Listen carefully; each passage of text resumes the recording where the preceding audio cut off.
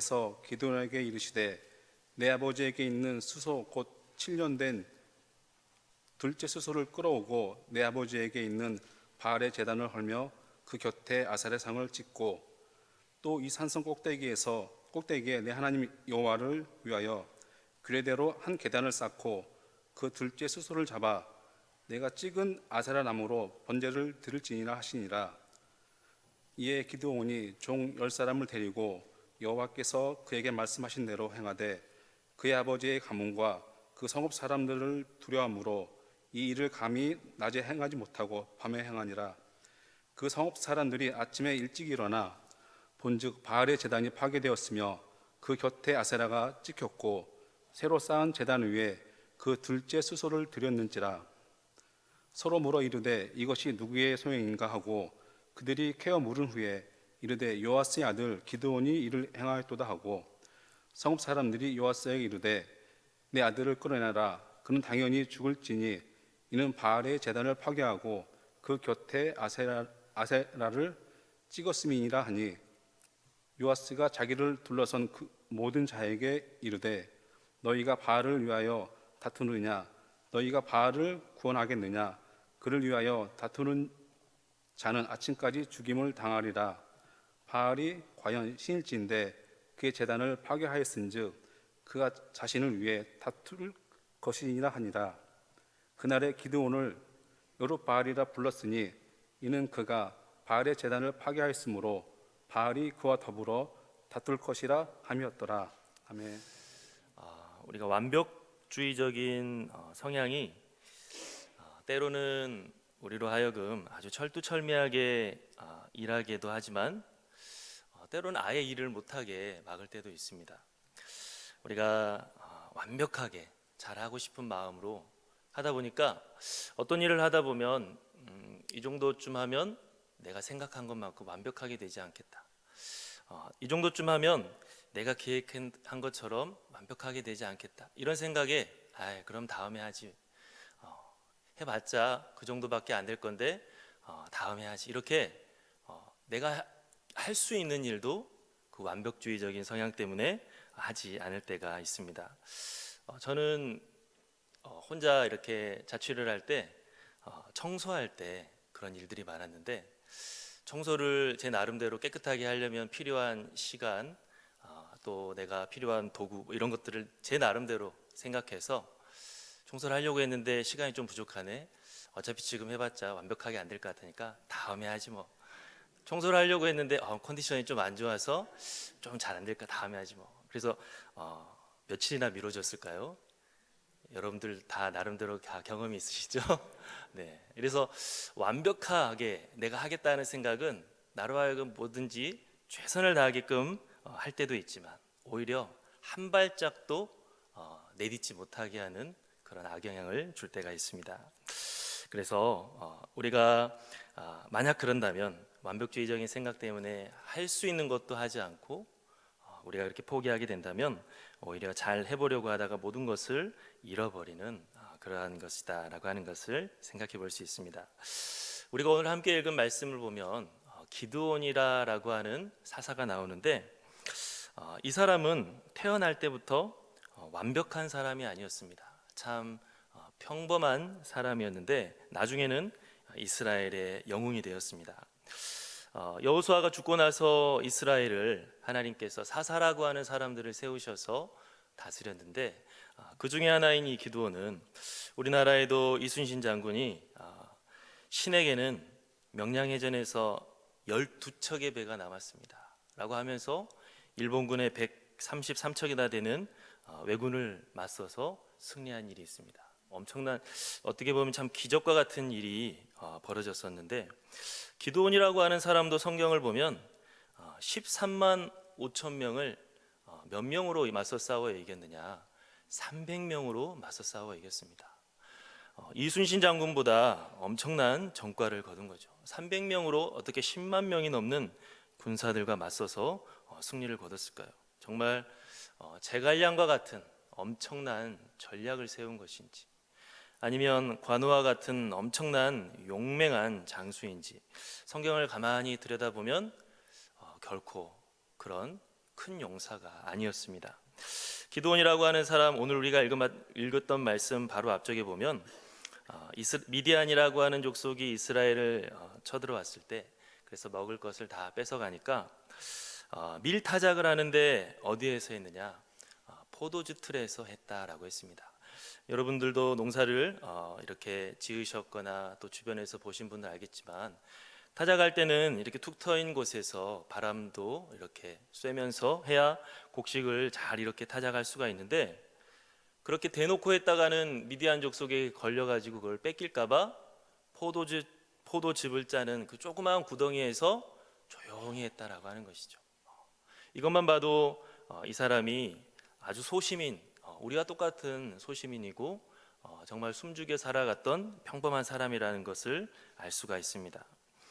하나님께서 기드온에게 나타나셔서 내가 너를 통해서 이스라엘을 구원하시겠다라고 말씀하시자 기드온이 어떻게 대답했습니까? 하나님, 이때를 기다렸습니다. 이렇게 말하는 것이 아니라 하나님 때문입니다. 하나님이 안 돌봐줘서 우리나라가 지금 우리 민족이 이렇게 됐습니다라고 하나님을 원망하기 바빴던 사람입니다. 그리고 그래도 하나님께서 내가 너를 쓰겠다고 말씀하시자 나와 내 집은 가장 작고 가장 약한데 어떻게 그런 일을 할 수가 있겠습니까? 라고 하면서 한사코 거절했습니다. 이렇게 300명으로 10만 명이 넘는 엄청난 적군을 이긴 이 기드온이라고 하는 사람은 처음부터 믿음이 좋고 처음부터 용맹한 장수가 아니었다라고 하는 것입니다.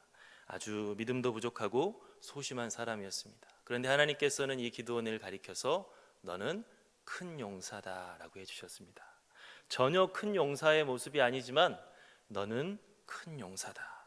내가 너를 통하여서 이스라엘을 구원하실 것이다 라고 말씀하셨고, 그리고 하나님의 그 말씀처럼 이 기드온은 이스라엘을 미디온 족속으로부터 이렇게 구원을 해주는 그런 큰 용사가 되었습니다. 여러분, 겁 많고 여러모로 부족했던 기드온이 어떻게 그렇게 특별한 사람이 될 수가 있었을까요? 우리가 오늘은 한 가지 이유에 대해서 함께 보고자 하는데, 먼저는 하나님의 명령을 들었을 때 부족하지만 그래도 순종하는 모습이 있었다라고 하는 것입니다. 우리 한번 오늘 말씀 25절에서 27절을 다 같이 함께 읽어보도록 하겠습니다. 자, 25절에서 27절. 그날 밤에 여호와께서 기드온에게 이르시되 내 아버지에게 있는 수소 곧 7년 된 둘째 수소를 끌어오고 내 아버지에게 있는 바알의 제단을 헐며 그 곁에 아세라상을 찍고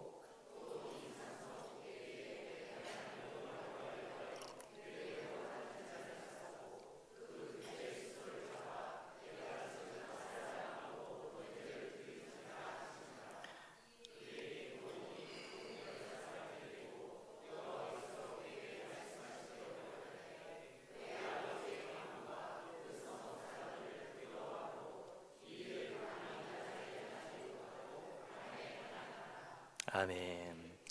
하나님께서는 기드온에게 첫 번째 명령을 내리셨는데 내 아버지 집에 있는 우상을 부셔라. 그리고 그걸 가지고 하나님께 제사를 드려라 라고 명령하셨습니다. 그리고 기드온은 하나님의 그 첫 번째 명령에 순종했습니다. 아버지 집에 있는 우상을 부셔서 불태워서 하나님께 제사를 드립니다. 그런데 오늘 말씀을 보면 27절에 재미있는 구절이 나오는데 기드온이 그 일을 언제 했다라고 나와 있습니까?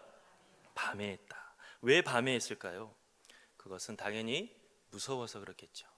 내가 만약에 당시 이스라엘은 하나님을 잘 섬기는 것보다 우상을 섬기는 데 열심이었는데, 내가 만약 저들이 저렇게 극진히 섬기는 우상을 갖다가 부순다면 저 동네 사람들이 나를 어떻게 대할까?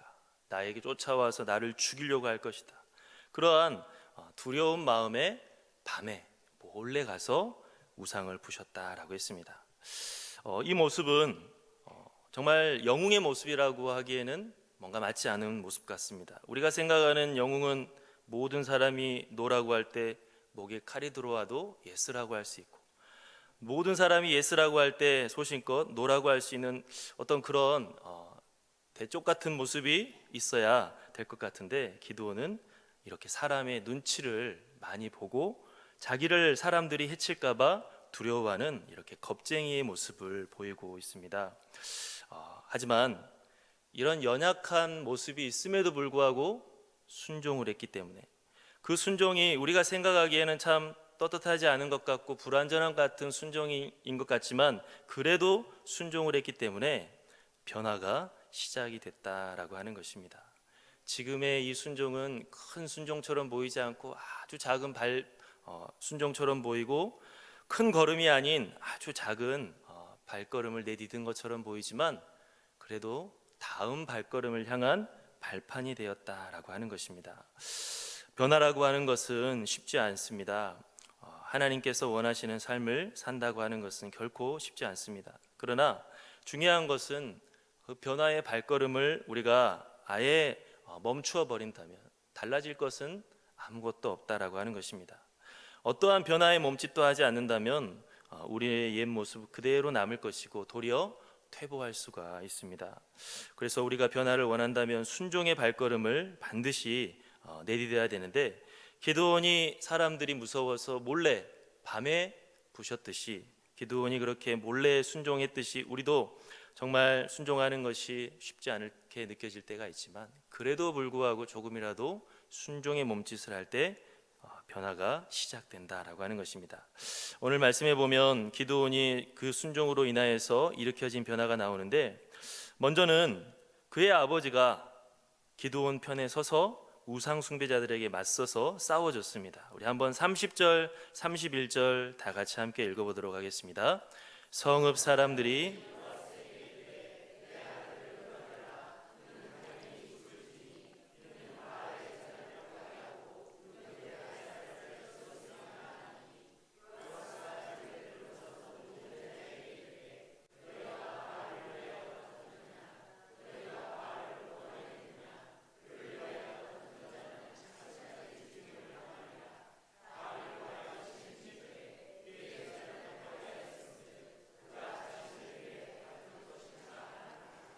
아멘.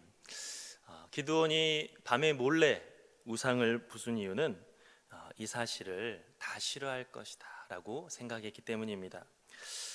그러나 정말 정작 그 우상을 부술 때 그 결과가 어떻게 났습니까? 자기 아버지가 자기 편을 들어주는 것입니다. 기드온이 부순 우상이 어디에 있다고 했습니까? 자기 아버지의 집에 있다고 했습니다. 그 정도로 기드온의 아버지는 우상 숭배의 중심에 서 있는 사람이었습니다. 그런데 자기 아들이 그 우상을 부수자 그리고 자기 아들이 동네 사람들로부터 목숨을 잃을 위기에 처하자 이 아버지가 그동안은 우상 숭배의 중심에 있는 사람이었는데 안 되겠다 싶어서 자기 아들을 감싸 안으면서 자기 아들 편을 들어주는 것입니다. 그러면서 하는 말이 자기가 그동안 그렇게 열심히 섬겼던 바알이 진짜 신이라면 자기 제단을 헐어버린 이 사람과 직접 싸울 것이 아니냐, 너희들이 왜 대신 싸우느냐라고 하면서 그동안 그렇게 극진하게 섬겼던 우상의 허구성을 자기 입으로 만천하에 밝히게 된 것입니다. 여러분, 이렇게 기드온이 한번 하나님을 위해서 순종했더니 든든한 믿음의 조력자가 나타났습니다. 우상을 부수면 다 자기를 죽일 거라 생각했지만 그 용기 있는 행동은 곁에서 자기와 함께 싸우는 사람들이 생겨나게 만들어준 것입니다. 우리가 세상에서 그리스도인임을 밝히고 소금과 빛으로 살고자 하는 것은 참 어렵고 주저할 때가 많습니다. 많은 사람들이 나를 배척할 수 있습니다. 그래서 내가 용기 있게 그리스도인임을 밝히고 내가 담대하게 하나님의 나라를 위해서 살아가는 것이 주저할 때가 있습니다. 그러나 우리가 만약 그렇게 하게 된다면, 순종하게 된다면 어떤 일이 일어나느냐? 주변에 동역자들이 나타난다라고 하는 것입니다. 사실 나도 그리스도인이었습니다. 그동안 저도 정말 세상에 그 배척을 두려워하여서 숨죽이고 있었는데 당신의 모습을 보면서 용기를 얻었습니다. 저도 이제 하나님 앞에서 떳떳하고 싶습니다. 저도 당신을 돕고 싶습니다. 이렇게 우리가 용기 있게 하나님의 자녀로서의 정체성을 드러내고 주님을 위해 살아가게 되면, 기치를 높이 들면 이렇게 믿음의 든든한 지원군들이 나타난다라고 하는 것입니다. 우리가 이제 수요일마다 전도팀 모임이 있습니다. 각 교구 전도팀들이 오산, 동탄 이런 여러 지역들을 다니면서 전도를 하고 예수님을 전하고 있는데, 한 번은 제가 속한 전도팀이 오산역에서 전도를 할 때가 있었습니다. 그때는 초겨울이어가지고 굉장히 이제 조금씩 추워지고 있는 그런 때였습니다. 한참 계단 아래에서 내려오는 분들에게 전도를 하고 있는데 어떤 청년이 저한테 뚜벅뚜벅 다가오는 거예요. 그래서 시비를 걸려고 하나? 이러시지 마시라고. 그렇게 떨리는 마음에 그 청년을 바라봤는데, 그 청년이 저한테 손을 훅 내미는데 뭘 했을까요? 제 몸을 밀치는 게 아니라 따뜻한 캔커피를 주면서 저도 양일교회 다녀요 그러는 거예요. 그래서 저희 교구에 속한 한 청년이었는데, 제가 청년부 예배를 나가지 않으니까 얼굴을 몰랐는데 그 청년이 저에게 저의 모습을 보면서 따뜻한 캔커피를 전해주면서 그렇게 돌아갔었습니다. 그 청년뿐만 아니라 오산역에서 전도를 할 때 양일교회 교인이 아니지만 수고하신다고 응원해 주시는 많은 분들이 있었습니다. 이렇게 우리가 용기를 갖고 주님을 위해서 기치를 들면 생각지 않는 믿음의 동역자들이 나타난다라고 하는 것입니다.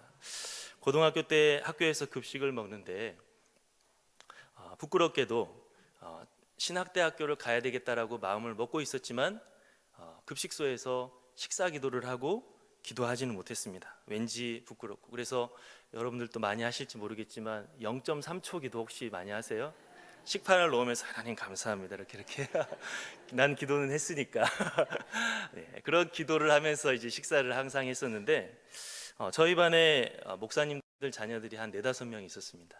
그런데 그 중에 한 친구는 나중에 해병대도 가고 해서 아주 근육질 몸을 가지고 있는 친구였는데, 그 친구는 급식판을 자기 앞에 놔두고 저처럼 부끄러워하면서 0.3초 기도를 하는 것이 아니라 다 이렇게 각을 잡고 식사 기도를 했습니다.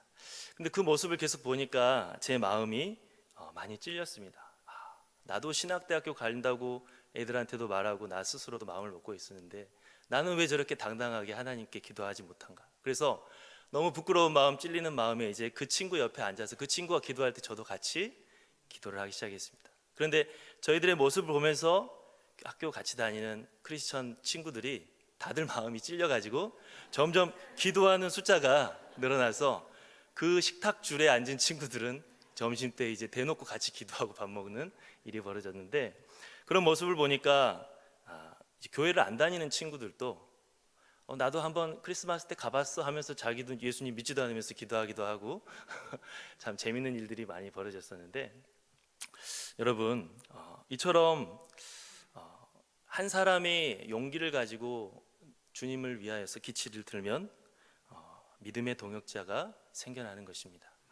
기도원의 순종은 불완전해 보였지만 어쨌든 순종을 하니까 아버지라고 하는 든든한 조력자가 나타났습니다. 주님을 위해서 같이 싸울 든든한 지원군이 생기기 시작하는 것입니다.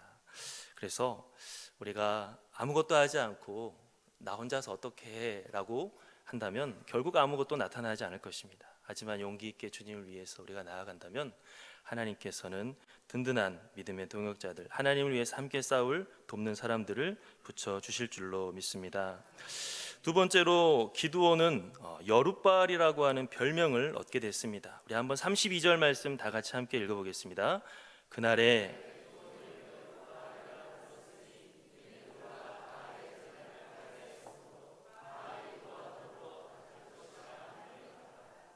아멘. 여러분 여룻바알이라고 하는 뜻은 바알이 그와 싸우게 하라 이런 뜻인데, 기드온은 이 일로 인하여서 여룻바알이라고 하는 별명이 붙었습니다. 한마디로 이 사람은 바알과 싸웠던 사람이다라고 하는 별명이 붙은 것입니다. 이 일로 기드온은 우상에 맞서 싸운 사람으로 이스라엘 안에서 유명해졌습니다. 여호와 하나님에 대한 신앙을 가진 사람으로 유명해졌습니다.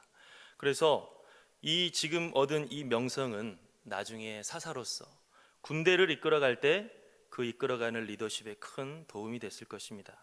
지금 여룻바알로 인정받게 된 것이 나중에 하나님을 위해서 큰 전쟁을 벌일 때 강력한 지도력을 갖는 기초와 발판이 될 수가 있습니다. 우리가 오늘 함께 읽은 말씀 뒷부분에 33절에서 35절 말씀 우리 함께 읽어보도록 하겠습니다. 33절에서 35절. 그때에 미디안과 아말렉과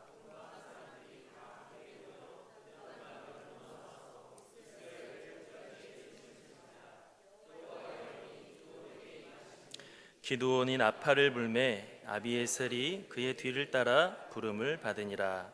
기드온이 또 사자들을 온 므낫세에 두루 보내매 그들도 모여서 그를 따르고 또 사자들을 아셀과 스불론과 납달리에 보내매 그 무리도 올라와 그를 영접하더라.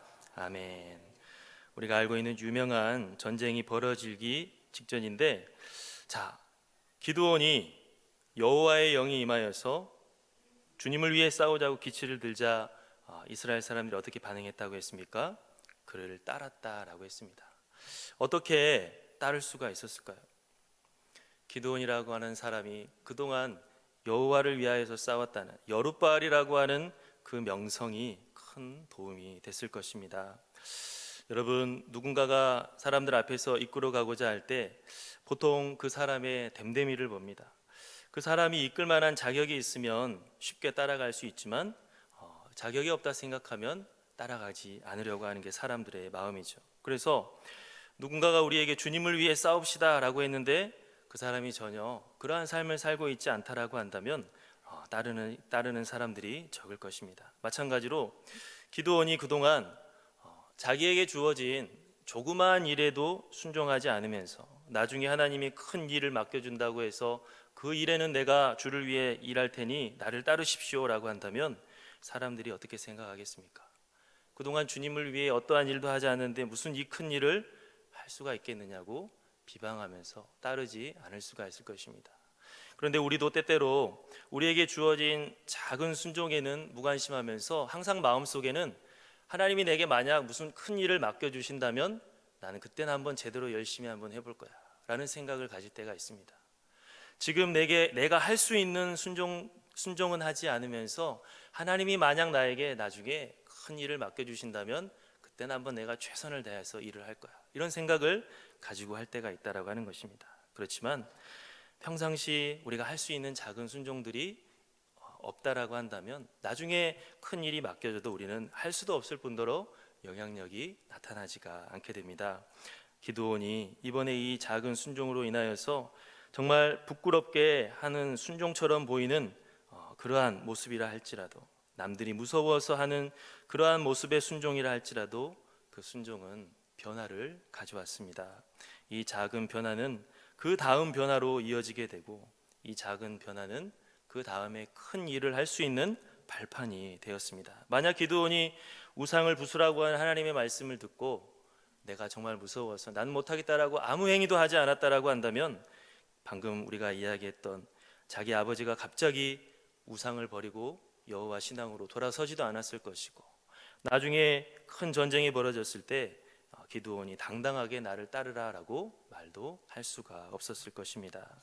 그렇기 때문에 우리가 정말 하나님 앞에서 어떠한 변화가 있기를 바란다라고 한다면 아주 작은 보폭이라 할지라도 순종의 발걸음을 조금이라도 내딛어야 변화의 바람이 불 수 있다라고 하는 것을 우리가 잊지 않기를 간절히 바랍니다. 그리고 우리가 순종할 때 기억해야 될 것은 무엇보다도 하나님의 긍휼을 우리는 결코 잊지 않아야 됩니다. 히브리서 4장 15절에 우리에게 있는 대제사장은 우리의 연약함을 동정하지 못하실 리가 아니요 모든 일에 우리와 똑같이 시험을 받으신 이로되 죄는 없으시니라. 여러분, 우리 주님께서는 우리를 긍휼히 여기시고 우리의 연약함을 이해해 주시고 감싸 안아 주시는 분이시다라고 했습니다. 우리가 하나님 앞에 원수가 되었을 때에도 이런 우리를 위하여 십자가에 못 박혀 죽기 위하여 우리 주님이 내려오셨는데, 이제 십자가의 은혜로서 우리를 하나님의 자녀로 만들어 주시는데 하나님께서 우리의 연약한 모습을 긍휼히 여기지 않는다라고 하는 것은 있을 수 없습니다.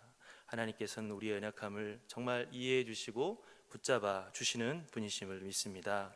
우리가 순종할 때는 율법주의적으로 완벽하게 뭔가를 해야 된다, 그렇게 하지 않으면 벌을 받는다라고 하는 종의 영으로 하는 것이 아니라 나를 사랑하시는 아버지께서 나의 연약함을 아시는 아버지께서 이런 나를 붙잡아 주신다고 하는 믿음, 혹 내가 미끄러진다 할지라도 이런 나를 주님의 나라로 변함없이 인도해 주신다고 하는 그 믿음을 가지고서 우리가 한 발짝 한 발짝 해 나아가는 것이 바로 구원받은 하나님의 백성의 순종인 줄로 믿습니다.